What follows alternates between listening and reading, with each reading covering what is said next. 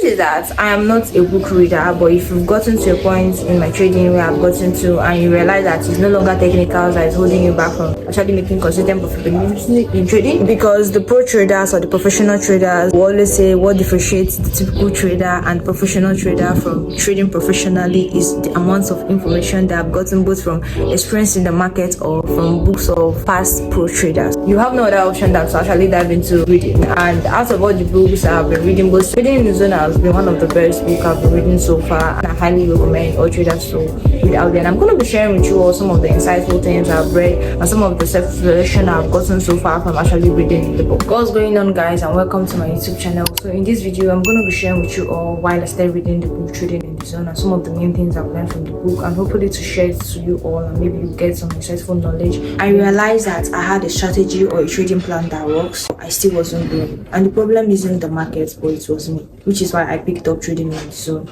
And to be honest, it has been changing some of the perspective and some of the beliefs I have about trading in general. And one of my main reasons for actually reading the book Trading in the Zone is that I want consistent results. It's not just about wins. It's not just about making money once. It's about I want to keep it. I want to grow it, and I want to build consistent results over time.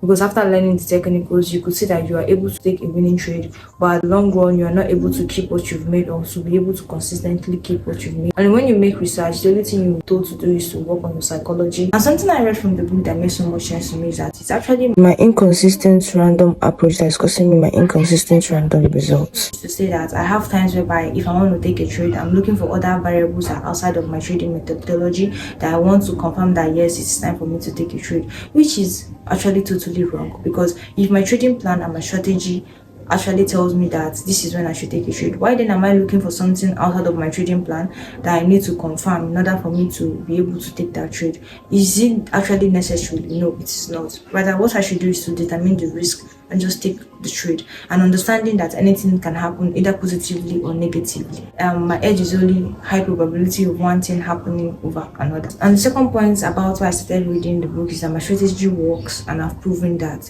But if my account isn't compounding, that means something is off, and it's not the edge, and it's actually the person using the edge. And something that I read from the books that makes so much sense about this concept is that it is not really the edge, but the person using the edge. Is that anytime I take a loss, I'm not always focusing on the now opportunity moments. That anytime I take a loss or anytime I take a win, I am being a problem whereby I'm not entering into the markets with the now opportunity moments mindset, whereby I'm affecting my now opportunity moments with my previous trade or my future trade, whereby let's say I take a loss in my previous trade, and whenever I'm coming into the market, I'm no longer coming into the market with a clear head, but rather I'm coming into the market with the energy my last trade possessed, which now I'm entering the market with a mindset that is blocked and altered with fear and pain avoidance mechanism, whereby everything I'm trying to do is to avoid that same pain I felt the last time, but forgetting that the pain which I'm trying to avoid now is actually what is going to really help me in that thing I'm truly trying to avoid. Okay, whereby I'm saying, okay, the last time I took a trade, I put my stop loss here and price came and took me out before going to my direction. If I'm coming into this trade right now, the only thing I'm having in my mind is my previous trade on how price took me out, and the next thing I'm trying to adjust my stop loss, I'm trying to take partials, I'm trying to do this, and before you know it, I'm not actually letting this trade run and trade out uniquely as it should. I'm forgetting that anything can happen in the market, and then I'm trying to actually be the one to actually put my expectations or force the market to do what I want to do. At that point, I'm emotionally stressed. At that point, I'm emotionally overwhelmed and mentally stressed, and before you know it, I'm messing up. And most of the times, the pain that I certainly feel from any results I get from my trading is due to my expectations, because somebody who isn't expecting can't be disappointed. Okay, and most of the times, if you look into it deeply, you see that it's mainly the expectation you have about the market and the interpretation you have about the information that the market brings. That's why you feel some certain type of pain.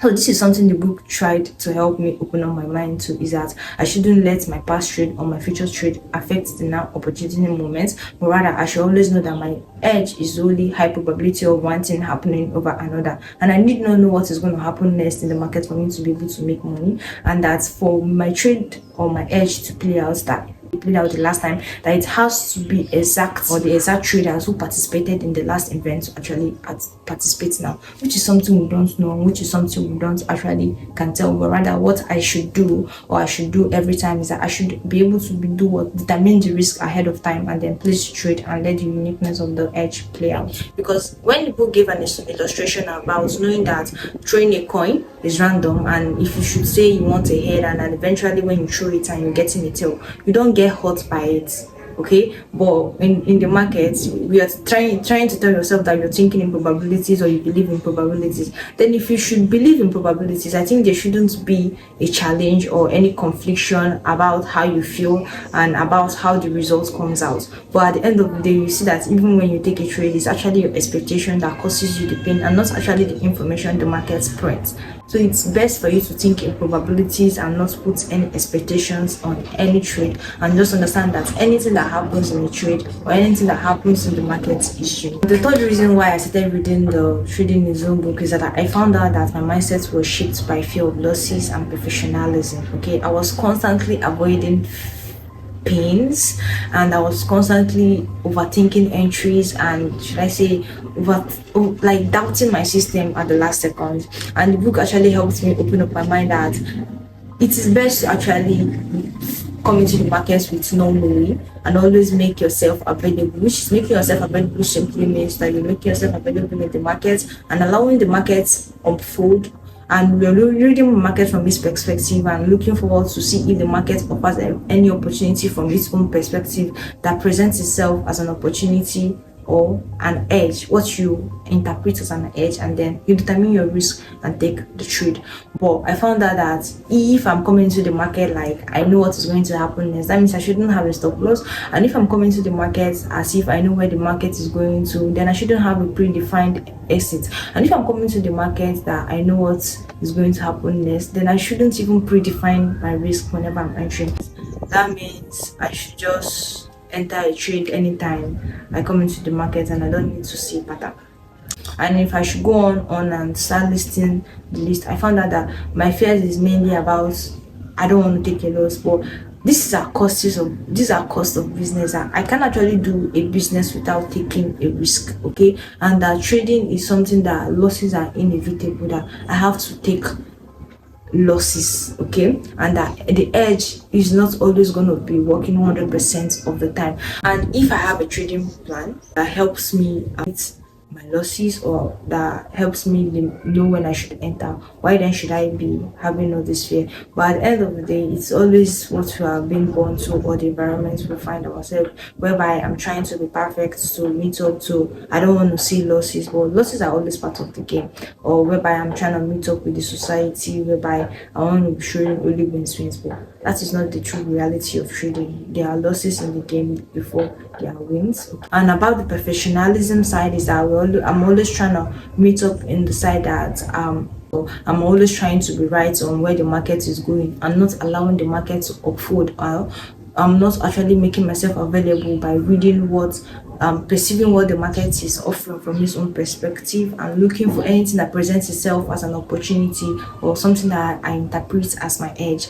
But always trying to be right is actually making me to be wrong. So yeah, that's something I read from the book that made so much sense, that I really don't really know what is going to happen next in the market before I can be able to make money next. And I shouldn't always try to be like I know what is going to happen next, but rather just look for that thing that presents itself as an opportunity, predefine my risk, and just take the trade. And the fourth one I found out is that inconsistency was actually killing my progress. Okay, I was constantly looking for other variables I would add in order to take a trade that literally didn't fit or match my trading plan. And that's actually not trading with confidence, that's actually trading with fear. Or trading is trying to be perfect or trying to be right. And in trading, there's no right and wrong, okay? And the book actually taught me that you don't really need to focus on a particular or individual trades, but you're focusing on a long sample of trades, because there's a random distribution between losses and wins in any variable that makes up an edge, okay? There's a random distribution that you have a loss and you have a win. But because of I was so inconsistent in following my plan, or so inconsistent in using the plan that always anytime I want to take a trade, yes, I might see something that looks like my edge, and I'm trying to add more things, and I'm trying to see more things before I take a trade, and before you know it, the trade might actually move away from points that I'm supposed to enter, and maybe then I'm already having FOMO and I'm missing out, and I'm jumping the gun, and it's now affecting the parameters of what the trade should have been. Okay, so understanding that actually doing all that was actually what is killing my progress, which is now certainly like something I'm trying to do each day, that before I take a trade, I'm looking at my plan. If it's my plan, I'm not overthinking it. Like basically anything that wants to happen, if I consistently take. And something I learned lastly is that my plans need trust and discipline coupled with consistency, because consistency is where the real change begins. So the book taught me if the market should present me with an opportunity that I interpret as my edge, that I should do what? Determine the risk, trust the process, and execute the trade without any hesitation. And the book went as far as teaching some of the fundamental truths or reality of trading, whereby it says that anything can happen, that you need not know what is going to happen next in order for you to be able to make money in the market, and also know that your edge is only a high probability of one thing happening over another, so that anything that happens in the market is unique, okay, and that there's a random distribution between losses and win of anything that makes up, or any variables that makes up an edge.